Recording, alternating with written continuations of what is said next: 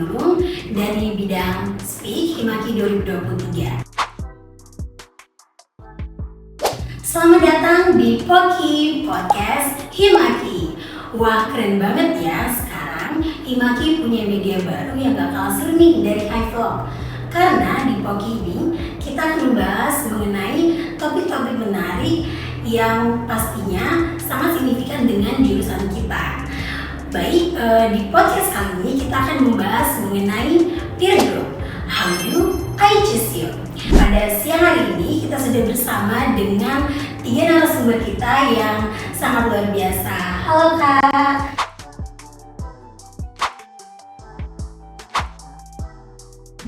Oke, jadi sebagai pemetik semangat kita di awal ini, mungkin saya boleh bertanya Kak, gimana Kakak yang sudah lulus dari Kimia FMIPA Unila?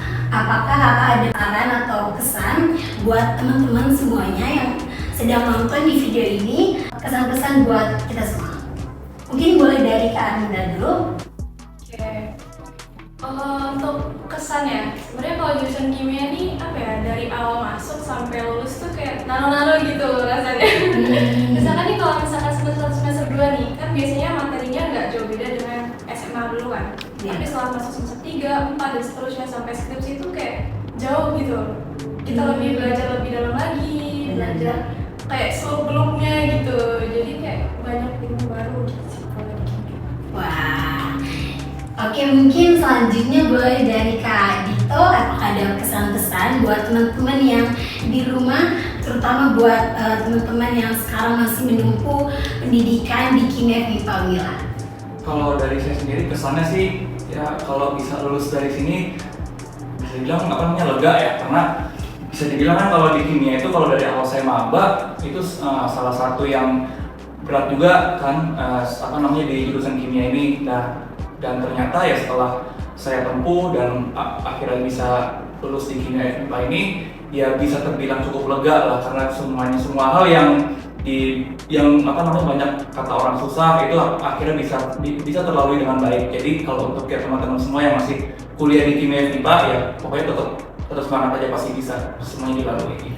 Jadi poinnya tetap semangat teman-teman, karena nggak ada usaha yang mengkhianati hasil ya kan Kak?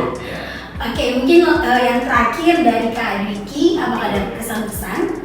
Kalau pesan sendiri nggak ada sih ya, cuman lebih baik bersyukur aja karena sudah mampu survive, kemudian sudah mampu berjuang melewati masa-masa kuliah yang seru sebenarnya, karena banyak banget hal-hal yang bisa kita pelajari, terutama di bidang ilmu kimia. Selain itu juga kita bisa highlight beberapa pengalaman yang mungkin bisa kita ambil, mulai dari pengalaman organisasi, pengalaman magang, kemudian pengalaman praktik kerja. Gak kalah penting juga nanti pada saat kita KKN itu pengalaman-pengalaman yang mungkin belum disampaikan oleh Kak Armi dan juga Kak Dito. Jadi tidak hanya sebatas kita mendalami ilmu materi di bidang kimia, tapi ada beberapa hal yang bisa kita ambil.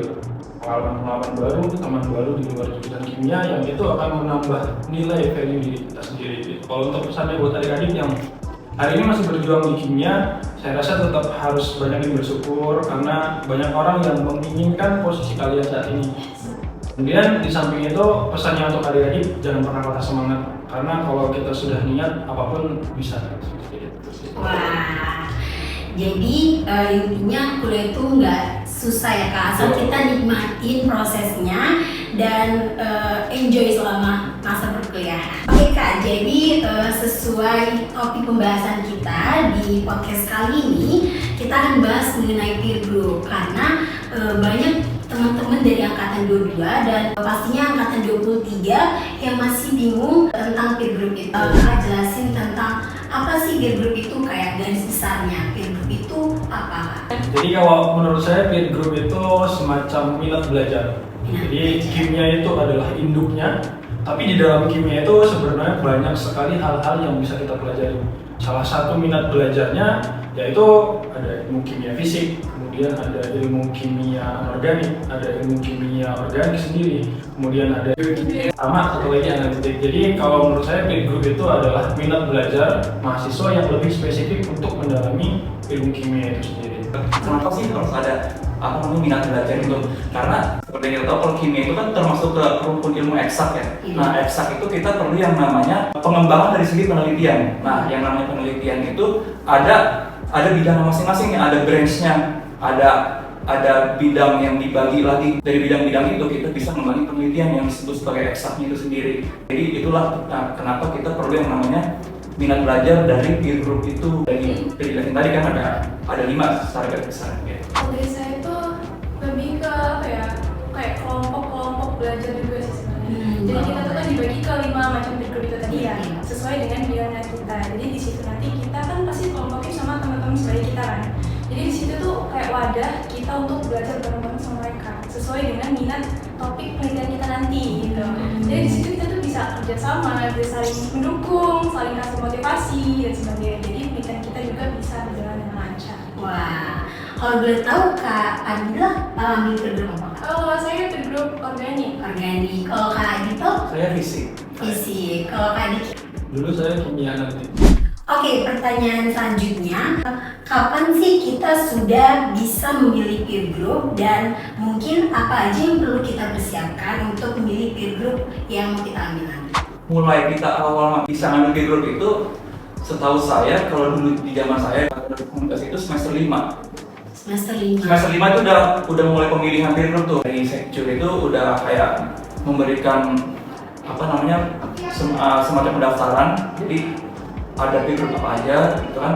Jadi nanti per setiap mahasiswa itu dipersilakan untuk mendaftar peer groupnya. Itu di semester 5. Nah, pasti nanti sebelum milih peer group bakal ada pengarahan lagi seperti apa persyaratannya, dan mungkin kalau untuk milih peer group itu sendiri juga yang harus dipersiapkan ya, itu juga dari kuliah akademiknya kita sih. Kita dari sampai sejauh semester 5 itu kita tuh udah punya gambaran minat kemana sih. Selain dilihat dari minat kita, juga dilihat dari track nilai IPK kita dari masing-masing mata kuliah gitu kan. Ada beberapa mata kuliah wajib nih ya kan. Jadi kalau misalkan kita lihat yang mana yang menurut kita itu, kalau dilihat dari transkrip nilai kita masing-masing yang paling bagus lah, itu bisa jadi pertimbangan buat kita juga. Cuman balik lagi ke passion kita ya, yang udah kita lihat sejauh semester 5 itu kita condongnya lebih kemana gitu. Mungkin itu bisa dipertimbangkan lagi, dan juga didukung sama nilai yang ada di transkrip kita masing-masing ya. Jadi kayak nilai yang lebih menonjol gitu ya? Yang lebih menonjol ya, betul. Karena pasti kalau nilai yang menonjol berarti kita lebih ahli atau lebih Iya. Suka di situ Bang ya? Iya. Selain lebih ahli juga pasti kan kita juga secara nggak sadar kalau kita tuh lebih bisa di situ gitu. Iya. Daripada kita coba-coba yang lain nih yang kita nggak tahu bisa atau enggaknya, karena kita melihat di nilai transkrip secara umum kita kurang gitu kan. Yang ini kita coba aja yang udah lebih menonjol gitu. Jadi bisa lebih dimaksimalin lagi potensinya di situ. Kalau misalkan kita ngomongin kapan, itu jawabannya pasti sudah baku. Mulai dari semester 4, biasanya masing-masing ketua angkatan itu akan menghadap ke jurusan, terutama ke Pak Kajur dan Bu Sekjur, biasanya seperti itu. Nah, setelah diadakan pertemuan itu, biasanya dibahas dan dipersiapkan. Silakan teman-teman dari masing-masing angkatan itu mulai mematahkan teman-temannya. Kira-kira minat belajar di peer group mana yang akan diisi oleh siapa. Setelah itu baru nanti berjalannya waktu sambil mempertimbangkan. Biasanya sih kalau angkatan saya dulu sambil rapat angkatan. Jadi sambil kelihatan ada rapat angkatan sebelum pemilihan peer group. Yaitu waktunya kalau kapan jelas pada saat akhir semester 4 kemudian semester 5 berjalan. Kenapa demikian? Karena di semester 1, 2, 3 sampai 4 itu kita akan mendapat mata kuliah wajib yang isinya ada kimia analitik, kemudian ada kimia organik, kemudian ada kimia fisik dan lain-lain, yang itu menjadi hal dasar sebelum kita menentukan peer group apa yang akan kita pilih. Karena ilmu dasar itu kita sudah tahu, kita sudah bisa melihat parameter ukurnya sudah kelihatan. Oh, kalau di biokimia ternyata nilai saya cukup, tapi keahlian saya di praktikum biokimia sepertinya harus ditingkatkan. Coba dibandingkan dengan mata kuliah lain yang itu akan dilihat dengan peer group yang akan kita pilih. Makanya kalau pertimbangannya itu ya benar apa yang disampaikan oleh Kak Dito tadi. Selain melihat keahlian apa yang sekiranya kita menguasai, kita juga harus memperhatikan nilai-nilai lain yang itu akan sangat mendukung pada saat proses penelitian. Kalau sih gitu. Wah, Oke, jadi itu guys dicatat ya apa aja yang harus dipersiapkan dan kapan kita bisa milih peer group. Tadi seperti yang Kak Anda bilang, kalau Kak Anda itu ambil peer group organik, benar kan Kak? Iya, betul. Oke, boleh tahu nggak nih Kak, apa alasan khusus kenapa Kakak mengambil peer group organik itu? Alasan khusus ya, sebenarnya nggak ada sih kalau khusus ya. Sebenarnya semuanya dulu tuh sempat bingung juga sih mau ambil apa. Tadinya kalau saya mau ambil Anor malah. Mau ambil Anor, terus nggak tahu gimana tiba-tiba masuk organik. Tapi sebenarnya yang dipilih yang pertama organik sih tetap. Kalau dulu kan udah ada beberapa matkul wajib juga yang udah dipelajarin kan, kayak organik 1-2, terus anorganik, ada analitik, biokimia juga. Tapi waktu itu biokimia itu baru sempat ambil biokimia 1, jadi baru ngerasain 1 kali biokimia itu. Terus udah ada pembukaan untuk peer group. Nah dari situ udah sempat kepikiran sih mau masuk. Awal itu kalau nggak anorganik, masuknya ke organik. Tapi kalau saya kan biasanya apa ya, kita juga melihat penelitian-penelitian dari dosen-dosen yang mau jadi calon pembimbing kita kan. Nah setelah kita lihat tuh track record penelitian mereka, nah dari situ saya kepikiran lagi, oh ternyata kayaknya di organik deh gitu. Kayaknya mungkin lebih tertarik ke sana gitu. Kalau dari saya, yang penting kita itu suka atau kita tuh tertarik gitu sama topik mereka. Jadi kalau misalkan apapun itu, kalau kita udah suka, pasti kita bakal belajar, pasti kita bakal mendalami itu kan. Nah gitu. Dia lebih ke minat kita sih. Jadi kalau saya ambil peer groupnya kimia fisik ya. Kenapa saya ngambil kimia fisik itu lebih ke arah karena memang dari awal dapat kimia fisik itu saya udah lebih nyaman untuk belajar kimia fisik ya dibanding mata kuliah lain. Tapi bukan berarti mengabaikan mata kuliah lain gitu kan. Tapi emang udah lebih condong ke kimia fisik aja dari segi belajarannya gitu. Terus ketika saya udah mantap untuk pilih kimia fisik, ya seperti yang sudah dibilang sama Kak Armi, kalau kita juga perlu melihat track dari penelitian-penelitian dosen yang ada di bidang peer group yang mau kita tuju nih. Kan misal saya udah mantap di kimia fisik, jadi kita melihat dosen siapa aja yang ada di bidang ilmu kimia fisik, terus habis itu kita lihat masing-masing dari dosen tersebut itu topik penelitian tentang apa aja gitu. Nah jadi ya dari sebagian besar dosen itu juga ketika saya melihat topik penelitian, sebagian besar yang sudah saya pelajari itu juga cocok nih sama saya sendiri. Jadi ya itu yang semakin memanfaatkan saya untuk ambil peer group kimia fisik. Kalau ditanya alasan, sebenarnya awalnya tidak beralasan. Tapi pada dasarnya karena minat saya pas ke pendidikan tinggi atau pengennya larinya ke forensik, saya melihat kira-kira dari masing-masing peer group ini mana yang akan lebih linear dengan bidang kimia forensik. Setelah saya cari informasi dan kebetulan pada saat pemilihan peer group itu ada bapak dosen yang berkenan menerima saya sebagai anak bimbingannya, dan saya rasa itu akan sangat linear dengan bidang yang akan saya tuju setelahnya. Makanya saya mengambil bidang kimia analitik. Kurang lebih seperti itu, simpel. Berjalannya waktu tiba-tiba kayak klub cocok berangkat gitu aja sih. Jadi nggak terlalu panjang dan lebar. Tapi kalau misalnya milih peer group itu, peer group analitik udah ada kayak misalnya suka dari semester 1 gitu Kak? Kebetulan kalau kimia harusnya suka semua ya. Kalau nggak suka semua bahaya. Karena kimia tidak hanya terfokus pada kimia analitik, tidak ada terfokus pada kimia fisik atau kimia organik. Tapi ya kimia semua harus kita suka. Jadi pada saat itu saya berprinsip apapun peer group saya, yang jelas saya harus lulus dari jurusan kimia. Jadi tapi sebenarnya alasan sebenarnya dulu saya pengennya organik. Kenapa? Karena organik adalah core ilmunya bidang kimia. Gitu. Ambil alasannya gitu sih. Ya, aku setuju tadi sama kata Kak, karena aku ingat pas aku SMA, mata pelajaran fisika itu kan terkenal lumayan sulit ya kan. Tapi walaupun memang teman-teman bilang sulit, tapi ada satu yang buat aku suka mata pelajaran itu karena gurunya asik. Nah, jadi gara-gara gurunya asik, jadi aku enjoy ngerjainnya karena kami kayak +3+2 baru lari-lari ke depan ngerjain di papan tulis. Walaupun mata pelajarannya sulit, tapi kalau misalnya kita udah enjoy di mata pelajaran itu, pasti bisa berjalan dengan lancar ya kan. Kita lanjut ke pertanyaan selanjutnya. Mungkin topik penelitiannya Kak, topik penelitian yang ada di peer group organik mungkin apa aja Kak? Kalau di organik lebih ke bahan alam ya. Bahan alam. Lebih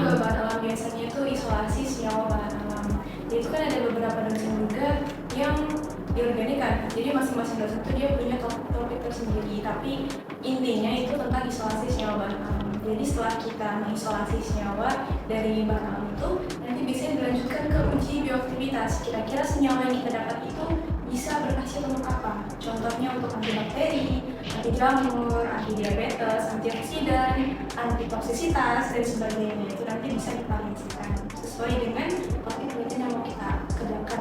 Kalau di analitik banyak juga sebenarnya. Kalau kita bedah secara keseluruhan, ilmu analitik itu akan banyak mempelajari hal-hal yang berkaitan dengan instrumentasi. Tapi kalau misalnya ngomongin topik penelitian, banyak hal bisa dibilang berkaitan dengan logam, bisa dibilang dengan limbah buatan yang berkaitan dengan pemisahan. Hal seperti itu yang banyak dipelajari di ilmu kimia analitik. Gitu.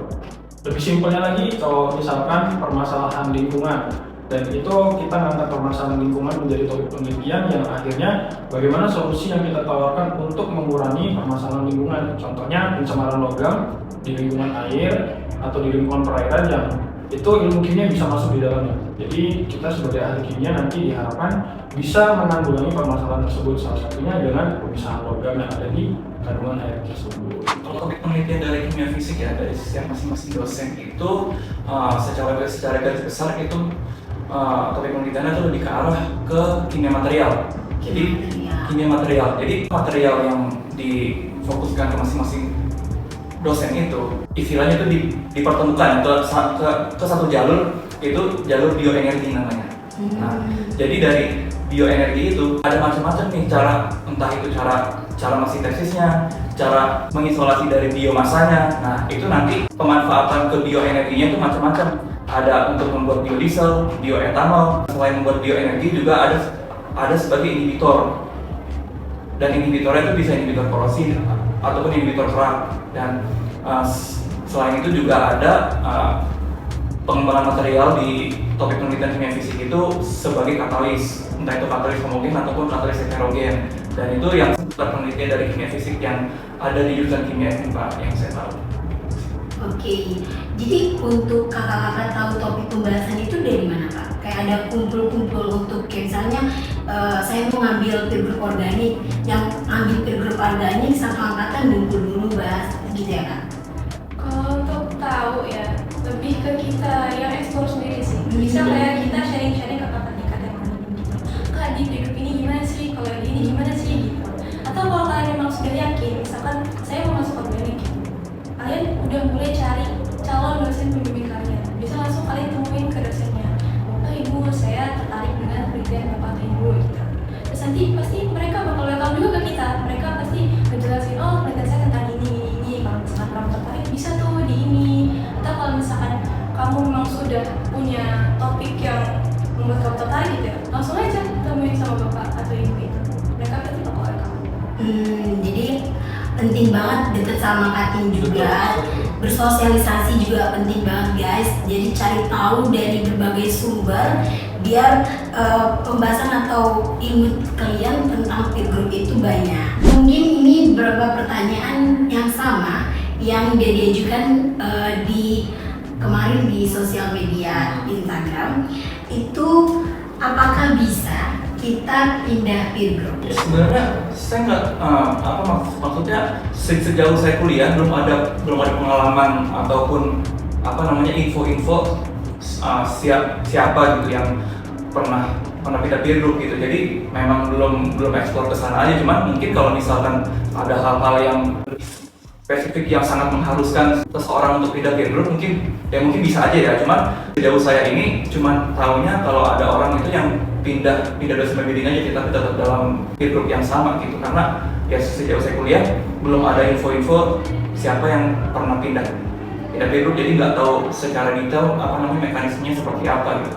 Mungkin kalau ya secara garis besar harusnya nggak bisa kan saya. Kalau misalkan kita bilang bisa atau nggak bisa, kalau malah ya kita harus segera konfirmasi ke Pak Kajus ya. Kalau misalkan mau pindah peer group, tetapi kalau misalkan pindah dosen pembimbing seperti yang disampaikan oleh Kak itu tadi bisa, dikarenakan ada beberapa hal yang itu mengharuskan.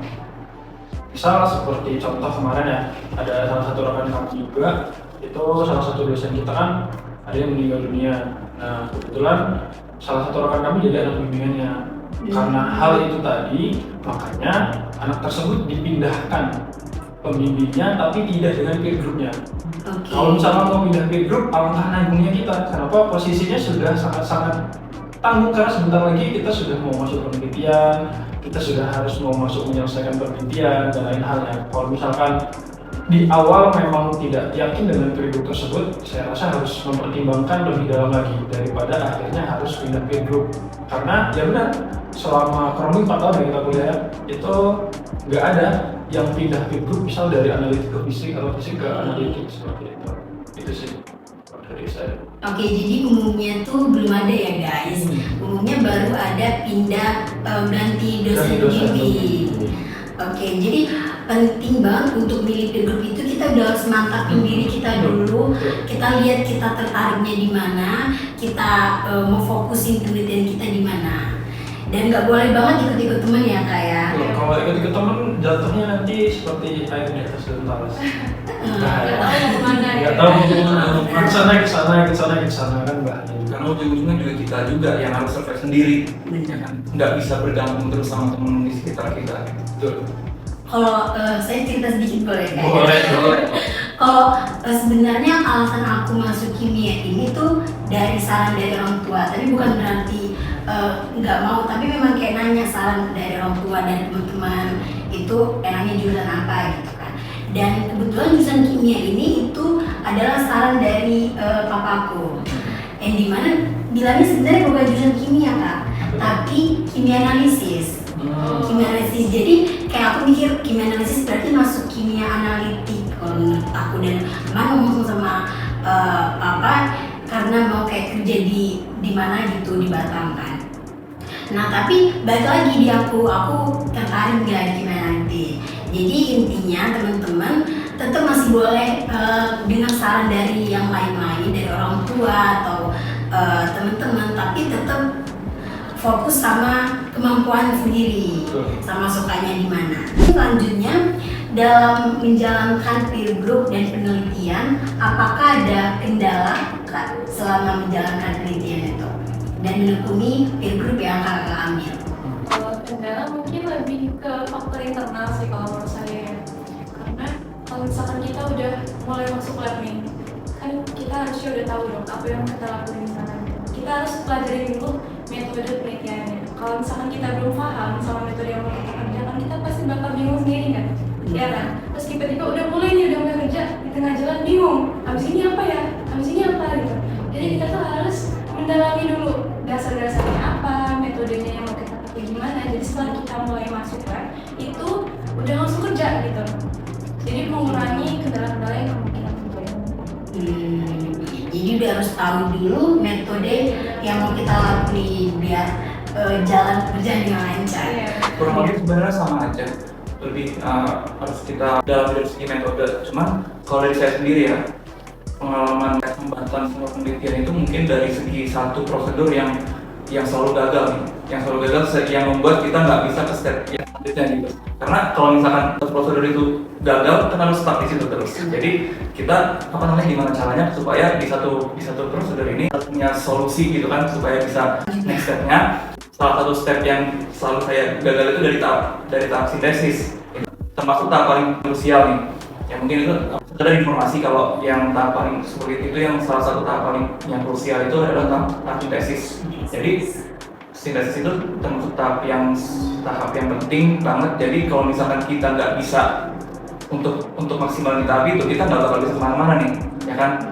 Termasuk yang saya alami, bahwasannya saya pernah beberapa kali gagal di sintesis, yang membuat saya selalu harus cari terus nih solusinya gimana, harus dicoba terus. Dan saya juga harus beberapa kali bimbingan, entah itu sama dosen bimbing 1 atau dosen bimbing 2, supaya tahap sintesis ini bisa tersolve dengan baik gitu kan, supaya saya bisa next ke tahap selanjutnya, supaya saya bisa kelarin semua penelitiannya sampai akhir gitu. Jadi yang itu sih hambatan saya dari satu tahap yang bikin gagal, jadi nggak bisa kemana-mana nih, ya kan gitu.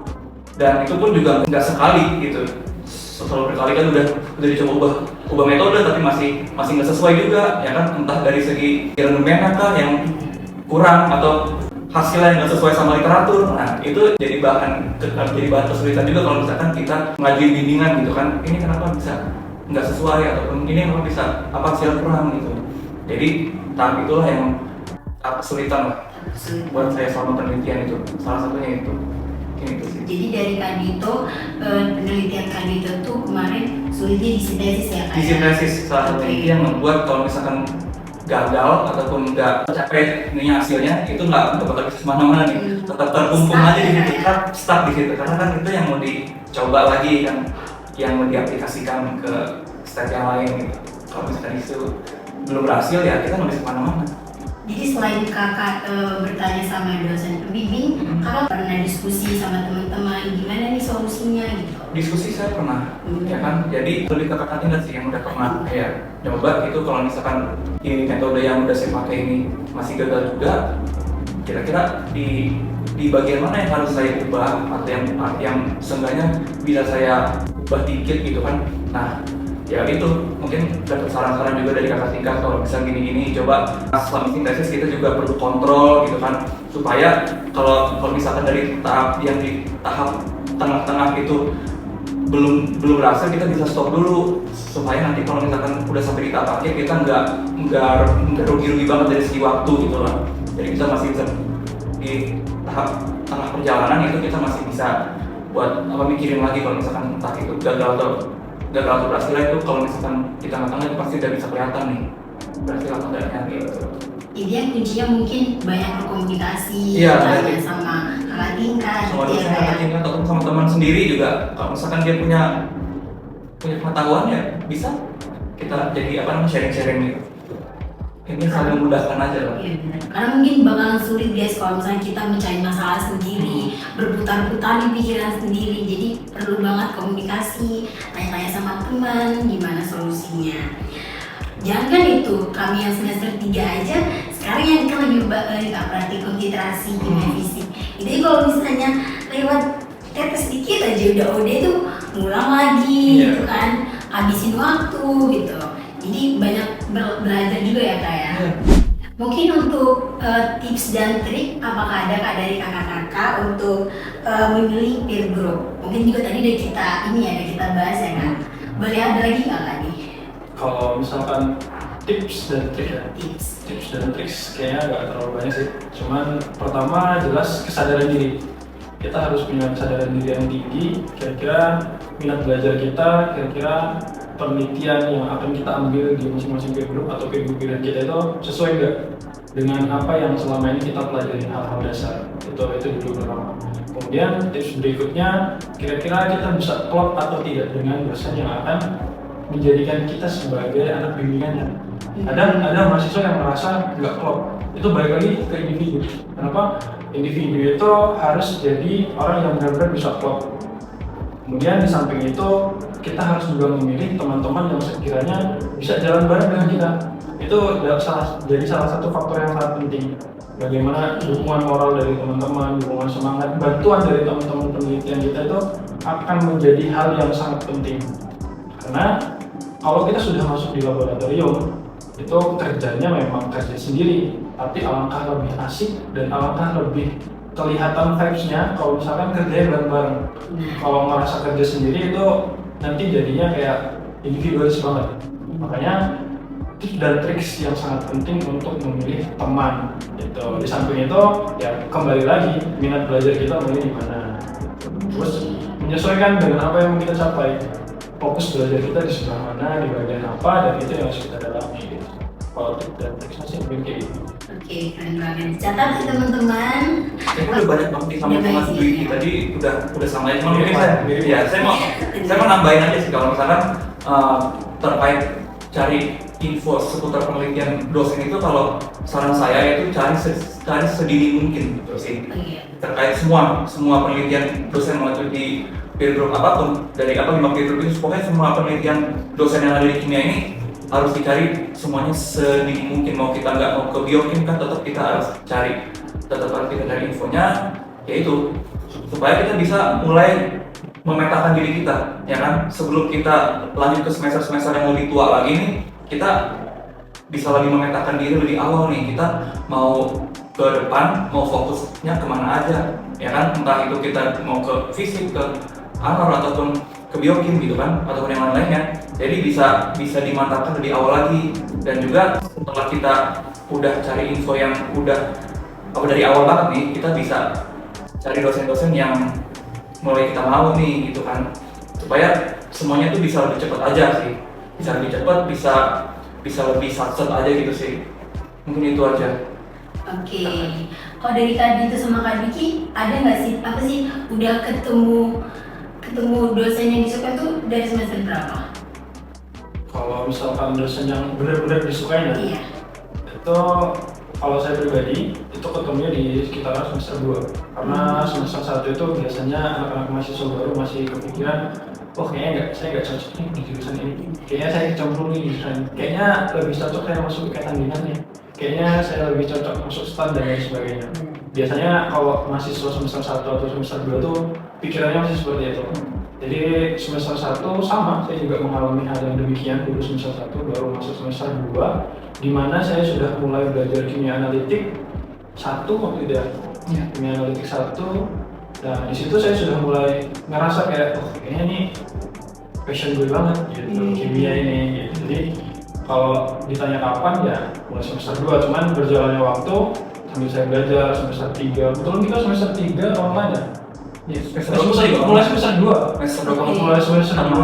Semester 2 tengah itu UTS ya. semester 2 UTS itu sudah mulai online karena baru dari COVID kan. Jadi belajarnya juga belajar yang santai karena di rumah, di depan laptop. Mungkin outfit teman-teman saya dulu sama kakak-kakak 2018 mungkin masih ngalamin belajar online. Outfitnya di atas rapi, bawahnya pakai sarung. Hal yang demikian itu kayak menjadi lumrah pada saat saya belajar. Jadi belajarnya lebih santai di rumah sambil ketemu dengan keluarga di rumah. Jadi ya vibe-nya kayak belajar anak rumahan gitu, kayak homeschooling lah. Jadi ngerasa lebih nyaman, proses belajarnya juga lebih fleksibel. Jadi seiring berjalannya waktu ya mulai kelihatan kayaknya saya lebih minat untuk belajar dan mendalami ilmu analitik.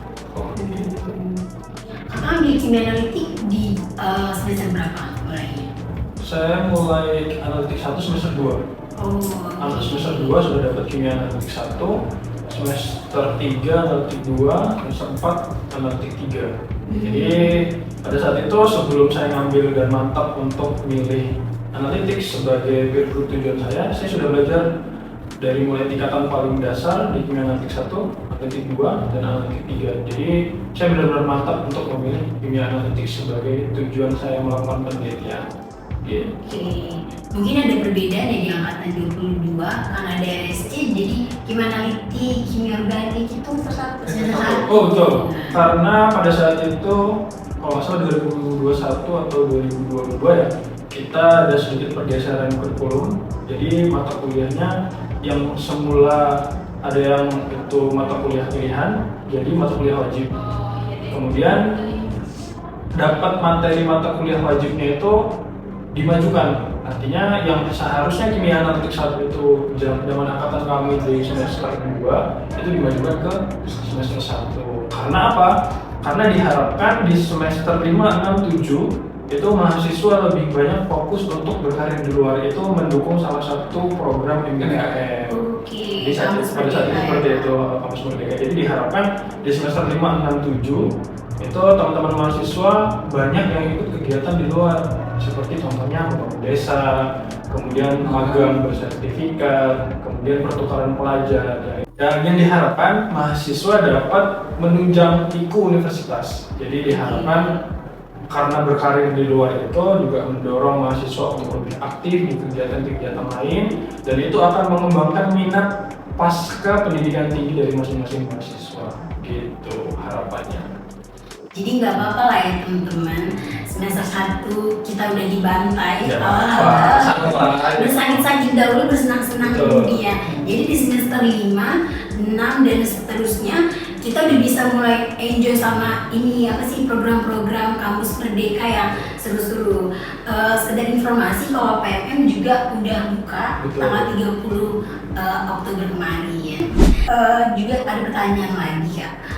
Kakak pernah nggak sih dengar isu-isu sebelum ini nih, organik, fisik, dan analitik dengar kalau misalnya dari orang-orang kayak misalnya peer group organik itu lama loh selesainya gitu.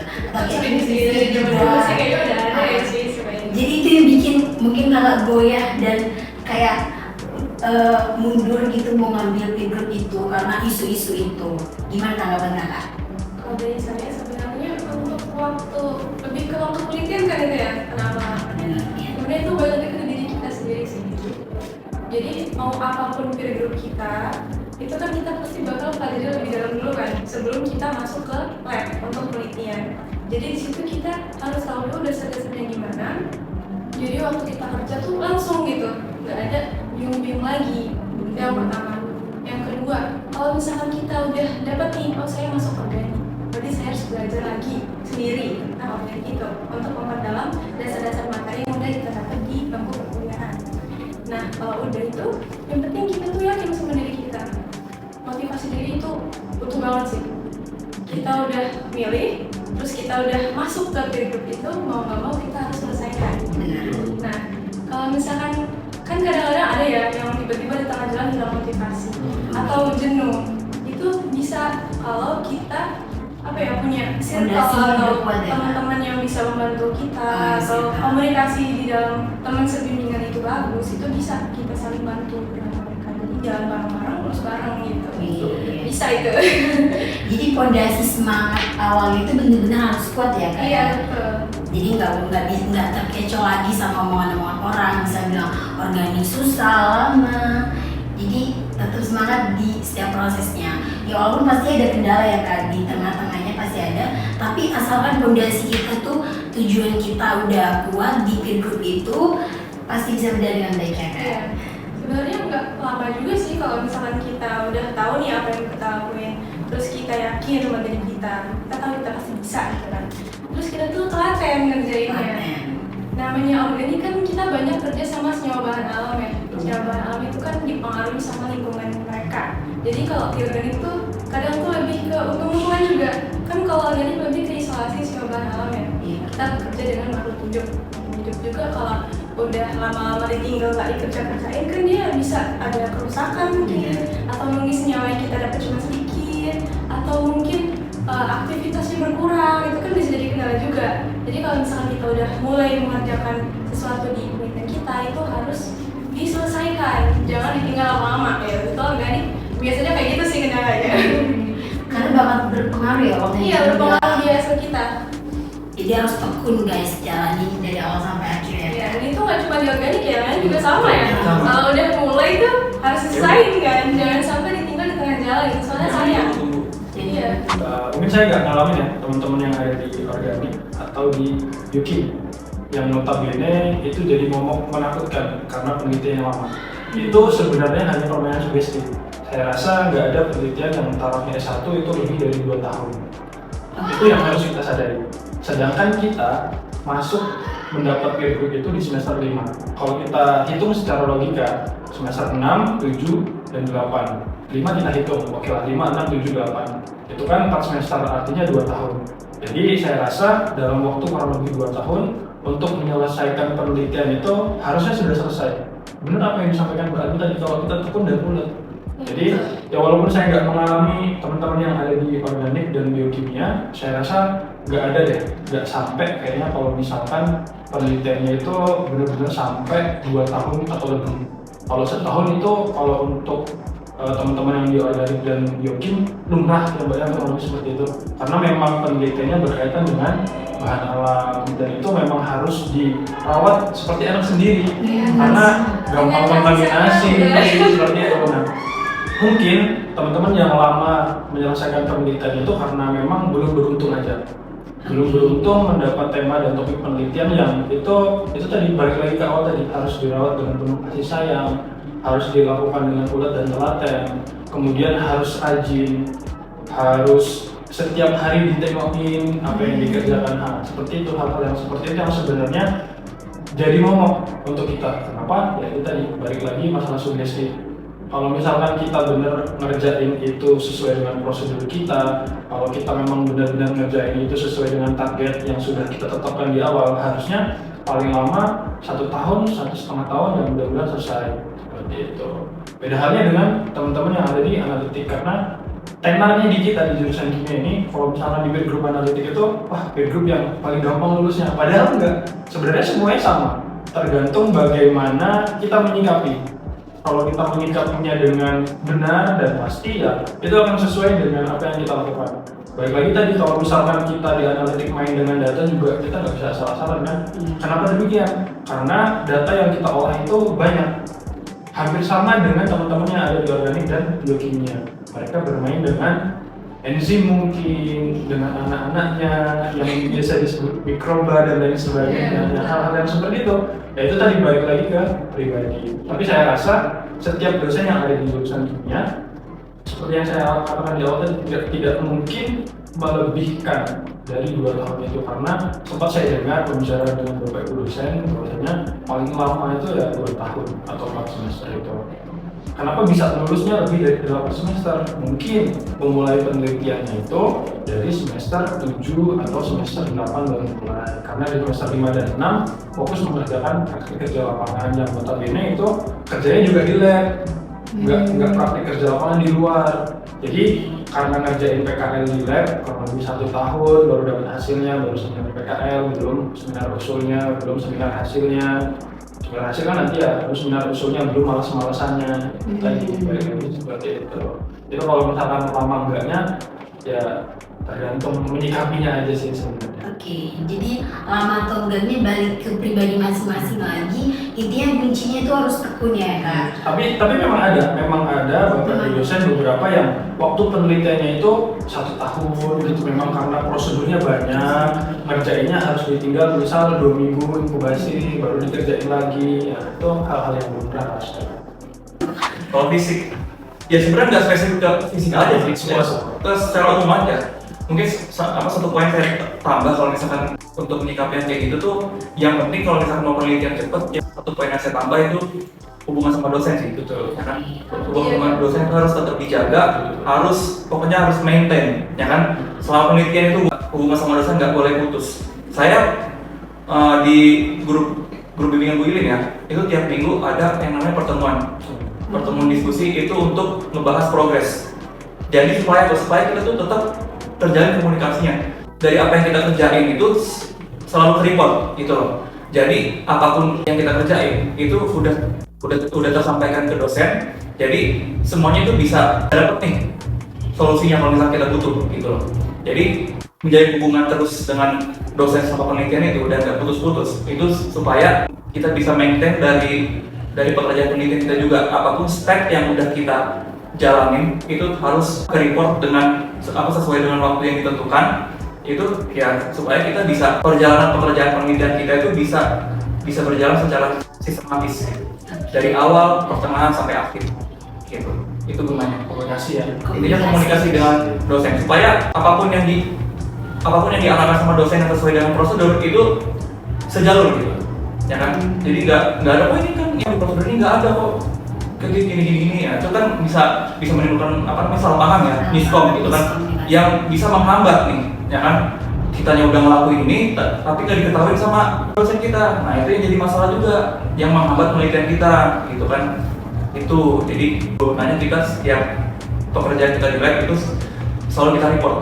Bimbingan saya dengan Bu Ilin itu tiap minggu, ya kan. Jadi tiap minggu selalu report kepada dosen kita, entah itu per minggu kah, entah itu per minggu, terserah pintar-pintarnya kita aja. Cuman kalau di pekerjaan kita selama seminggu itu udah ngapain aja, jadi ya bisa tersampaikan dengan baik. Jadi untuk next pekerjaannya itu juga udah diketahui juga sama dosennya sama kita juga gitu. Biasanya juga bisa disiasatin kan ya, kalau teman-teman yang memang dirasa metode penelitian itu membutuhkan waktu yang agak lama. Biasanya teman-teman itu akan memulai pekerjaannya lebih dulu. Jadi kan ada yang namanya seminar usul penelitian. Jadi sebelum mereka seminar usul penelitian sudah masuk laboratorium, misal untuk uji pendahuluan, misal untuk sintesis lebih dulu. Karena itu memang benar-benar membutuhkan waktu ya, itu yang saya bilang tadi. Ada yang harus tinggal 2 minggu untuk melihat hasilnya, ada yang sampai 1 bulan, 2 bulan bahkan. Seperti itu ada itu, makanya semuanya bisa disiasati. Makanya kalau ada yang bilang lama atau enggak dan ada yang menakutkan, itu balik lagi bagaimana strategi kita, bagaimana rencana kerja kita supaya itu bisa berjalan efektif, jadi waktunya nggak terlalu lama. Kan kalau gitu katanya pertemuannya seminggu sekali. Iya, kan? betul. Kalau saya lebih nggak serius. Kalau kan kebetulan saya organik dengan Ibu Tati kan. Ruangan Ibu kan ada di lab organik tuh. Selalu dipantau. Iya, setiap Selalu hari dipantau. itu pasti kita ada diskusi. Oh. Jadi beliau tuh bisa tahu kita sudah sampai mana, ada kendala atau enggak gitu. Jadi komunikasinya terus jalan. Gitu. Jadi kalau misalkan ada apa-apa bisa tuh kita diskusi bareng-bareng sama teman-teman yang lain, sama teman-teman yang bimbingan dengan dosen lain juga bisa gitu. Itu. Seru gak sih ya kalau misalnya kayak nggak tahu nih kan misalnya gagal atau misalnya lagi bingung sesuatu baru lari ke ruangan ibunya tanya tentang Itu sering kayak gitu. Bu, kenapa ya Bu? Bilang saya kayak gini gitu. Sedangkan yang sebelumnya begini Bu gitu. Kira-kira gimana? Oh mungkin karena ini coba kayak gini gitu. Wah, Kalau misalkan bisa. komunikasi kita jalan bagus ya, itu pasti bakal dibantu. Betul. Kalau misalkan kita telaten, kita tekun, itu kalau kata Ibu Tati ya, di organik itu sebenarnya 3 bulan 4 bulan udah bisa dapat hasil. Betul. 3 bulan 4 bulan udah bisa dapat hasil. Dengan catatan kita rajin, kita tahu apa yang mau kita lakuin di lab, terus kita telaten Oke. di penelitian kita. Jadi kalau udah dapat hasil tuh, kita tinggal analisis saja, analisis nyawa sama uji. Kita mau lari kemana tuh ujinya, kan tadi udah disebutin Iya. ya beberapa. Kalau udah dapet data udah nilai kita olah, terus tulis, udah selesai gitu. Sebenarnya simpel itu ya. Kalau metode sebenarnya organik itu metodenya sedikit, cuman prosesnya. Ya, kalau metode misalkan nih kalau saya ekstraksi, habis ekstraksi terus di EVA, udah EVA nanti KCP kalau KLT, udah gitu-gitu aja, cuma itu doang. Kalau udah dapet senyawa, baru diuji dan analisis. Udah sebenarnya kalau metode sederhana itu ya, cuman prosesnya yang perlu kita tekuni benar-benar. Prosesnya step by stepnya itu ya Iya, kayak. betul. Oke, jadi tadi harus berkomunikasi dengan baik karena harusnya kita yang nyari dosen Iya. atau Sama itu tadi faktor luck keberuntungan ya. Iya. Karena itu juga menjamin dan mendukung. Saya rasa demikian karena apa ya? Kadang faktor X itu tadi yang kelihatannya dulu waktu masih sama-sama kuliah belum dapat peer group, kelihatannya anak ini benar-benar menonjol ketika berkomunikasi dengan dosen, ketika proses belajar mengajar. Tapi pada saat masuk ke lab itu kelihatan ya itu tadi karena memang mungkin itu diharapkan mampu meningkatkan kualitas dirinya menjadi masing-masing individu itu. Jadi di samping faktor-faktor itu semua, faktor keberuntungan sangat-sangat berpengaruh. Berperan sih. Gitu. ada faktor Benar, keberuntungan juga itu, guys ya. ternyata Masih ya. ada, masih ada. Masih ada. Jadi nggak boleh dosen nanya gimana nih udah nyampe mana gitu. Jangan sampai dulu ya. Kita yang nyari dosen guys. Betul. Jangan sampai ya. Jangan dosen yang nyari kita. Bahaya. Bahaya. Nggak siap-siap benar ya kak ya. Betul. Mungkin yang terakhir itu adalah closing statement buat yang lagi nonton sekarang. Closing statement ya buat teman-teman yang lagi nonton nih, kan tadi udah sempat kita diskusiin tuh tentang beberapa peer group ya. Kalau yang ini mungkin ada peer group organik, ada kimia fisik sama kimia mati. Ya mungkin nanti ada beberapa peer group yang lain juga ya. Nah dari sini mungkin teman-teman udah mulai terbuka nih, kira-kira saya mau kemana gitu. Jadi udah mulai sekarang itu mulai dipetakan lah gitu, kira-kira kita mau kemana, sembari banyakin sharing-sharing sama yang lain juga. Jadi nambah pengetahuan kita lah tentang bidang yang mau kita ambil. Jadi untuk teman-teman semua tetap semangat, jangan sampai hilang motivasi. Kita itu dari faktor internal itu sangat-sangat berperan ya. Yang pertama itu faktor internal, jangan sampai kita hilang motivasi atau jenuh di tengah jalan. Kalau misalkan kita sudah memulai sesuatu, itu selesaikan dengan baik gitu. Oke, makasih kak. Mungkin sedikit aja itu berkaitan sama bagaimana kita cari info terkait penelitian dari setiap dosen. Itu yang kita tadi bilang harus dicari sedini mungkin, secepat mungkin supaya kita juga bisa dapat teman kita yang benar-benar mau ke topik penelitian mana nih dan ke Pak dosen atau Bu dosen yang mana gitu. Jadi kita udah buat kelompok belajar bagi mungkin supaya kita bisa memetakan diri kita seperti yang bilang sama Kak tadi ya kan, kita bisa memetakan diri kita nextnya itu mau kemana, karena kan kita di kimia ini kan nggak cuma belajar ya, tapi kita juga harus melakukan yang namanya penelitian ya kan, yang namanya penelitian itu kan kita butuh peer group ya kan, butuh peer group yang mewadahi penelitian kita itu, dan juga butuh dosen sendiri juga. Nah dengan kita secepat mungkin itu kita tahu info-info seputar topik penelitian dari masing-masing dosen, itu kita juga jadi cepat nih bisa nentuin kita tuh minatnya kemana gitu. Jadi ya tetap semangat aja buat teman-teman yang sekarang semester 3 semester 1-3 ya. Boleh kita sudah nyanyi topik ya kan, tanya-tanya ke cutting yang angkatan 20 nih yang lagi penggawe penelitiannya, boleh ditanya-tanya. Mumpung ya selagi masih ada gitu kan, kalau kita udah lulus kan jadi bingung nanti mau nanya ke siapa gitu. Jadi gitu sih, jadi secepat mungkin nih buat teman-teman dari angkatan 23, 22 yang mau nanti ngambil peer group, kalau bisa secepat mungkin cari info seputar penelitian. Jadi dicari guys kakak-kakak yang belum pergi merantau ini, belum kerja, yang masih kadang di sekitaran kampus, lagi main ke kafe gitu, tanya-tanya. Pasti bakal dikasih saran kan kak, dibantu. Iya, banyak interaksi aja. Banyak interaksi. Terima kasih juga buat teman-teman Himaki. Kalau yang duduk di sini, Mbak Ani, Kak Dito, ini levelnya sudah expert kalau di bidang organik dan fisik. Kalau di analitik seharusnya masih ada teman-teman yang mungkin bisa berbagi pengalaman lebih daripada saya. Tapi pada dasarnya, kalau misalkan kita sudah masuk ke dalam peer group yang nantinya teman-teman semua pilih, saya rasa tidak ada kata untuk menyerah, tidak ada kata untuk tidak mengerjakan penelitian. Jadi kembali lagi, selalu motivasi diri sendiri, kemudian lihat apa goals dan tujuan kita sudah masuk di jurusan kimia ini. Terus semangat belajar, kemudian jangan pernah capek. Kalau capek ya istirahat dulu sebentar, setelah itu lanjut lagi. Karena perjalanan setelah ini akan sangat panjang dan mungkin lebih banyak menguras waktu dan tenaga. Jadi manfaatkan sebaik mungkin momen ketika masih menjadi mahasiswa, karena ini adalah momen yang akan kita rindukan nanti. Cukup. Oke, bisa lihat teman-teman semua tips dan triknya, terus pesan-pesan dari kakak-kakak yang udah baik banget kasih saran dan datang di podcast kali ini. Oke, mungkin sekian aja kak. Terima kasih buat masukan-masukannya, khususnya di sekitar group yang udah kita pelajarin, yang udah kita bahas tadi. Oke, sekian podcast Himaki hari ini. Terima kasih sudah menonton. Bye bye.